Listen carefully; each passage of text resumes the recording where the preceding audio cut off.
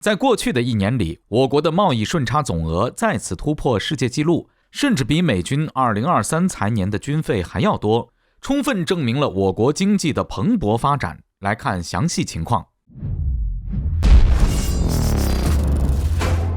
各位老铁，大家好，欢迎收看本期迷彩虎，我是虎哥。自从2018年美国率先对中国发起贸易战以来，这场已经持续4年9个月的贸易战给中美双方带来相当程度的负面影响，而美国却在近期加快了对华遏制的战略，进一步加强了在芯片制造等高精尖、高科技领域对中国的打压和封锁。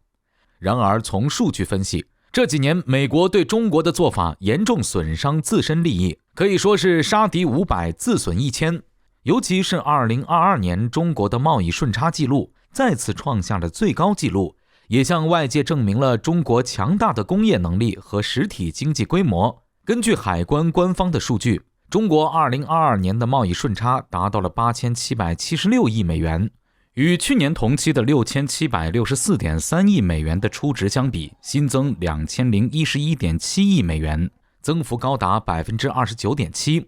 中国仍然是外商品贸易顺差第一大国，外贸对我国经济起到了较大的托底作用。所谓的贸易顺差，就是指在单位时间里，一般按照月度、季度、年度等时间单位计算，贸易双方互相的进出口额。如中国的出口金额大过美国的出口金额，或者是中国的进口金额少于美国的进口金额，其中的差额对于我们来说就是顺差，反之对于美国方面来说就是逆差。说白了，贸易顺差就是占便宜的一方，贸易逆差的一方则是吃亏的一方。顺差的赚了钱，而逆差则是多花了钱。贸易顺差能够促进中国产品的出口，促进经济增长，促进外汇储备的增加，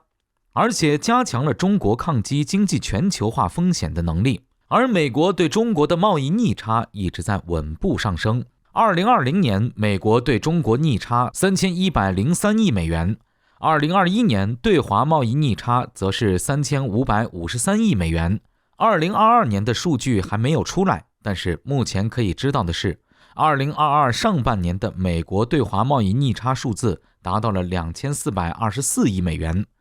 因此，乐观估计2022年美国对华的贸易逆差总额应该会逼近4000亿美元的大关。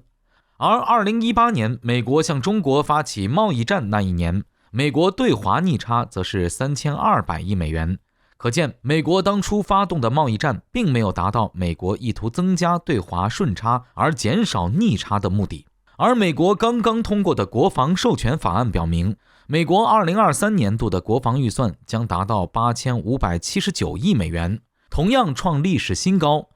相比之下，美军的2023年国防预算总额只占中国2022年对外贸易逆差的 97.75%。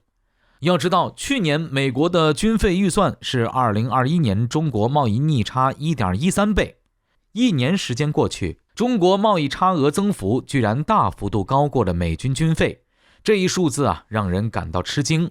也让外界进一步的见识到了中国制造在世界上是完全不可或缺的存在。有分析认为，主要是2个原因让中国的贸易顺差年年创下新纪录。首先就是中国的制造业和产业链的优势。目前来看，中国有着全世界最大规模实体经济市场，现在中国的制造业产值独步全球，在中国采购商品有很多优势，大概概括2点：门类齐全，成本低廉。世界市场需要啥东西赚钱，中国就能造啥来对外出口。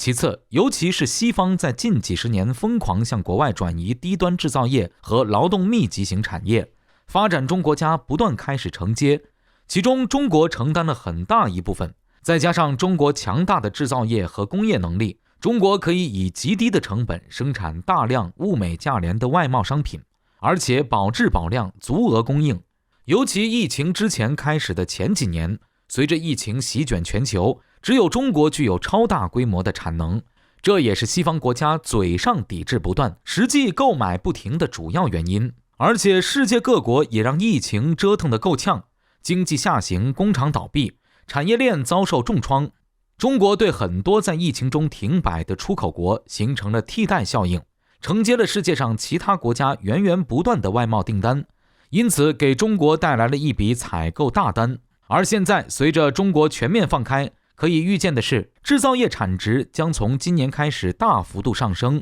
有助于加强中国在世界出口市场的主导地位。所以说，美国针对中国打的这个所谓的贸易战，完全就是损人不利己的，天天就知道封锁中国、围堵中国。如今来看啊，可以说是完全起到了相反的作用。